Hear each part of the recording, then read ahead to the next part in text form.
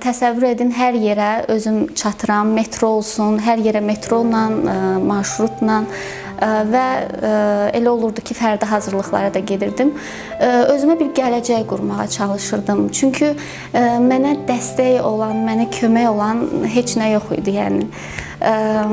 Bir ailə başçımız atamdır və hal-hazırda müəllim işləyir orta məktəbdə və hər şeydə o yetişir deyə, yəni düzdür, ailəmdir, valideynimdir və sadəcə kömək olmaq məqsədi ilə başlayıram özüm üçün iş qurmağa. Ən böyük məqsədim də heç bir zaman əsnə qalsa arzum olmayıb, amma işlərimi çoxaltdıqca ən böyük məqsədim də biz uzaqda qalırıq Mehdiyabad qəsəbəsində və mənim işim də şəhərdə olduğuna görə ən böyük arzum da maşınım olsun ki, mən hər yerə maşınla gedim, gələ bilim.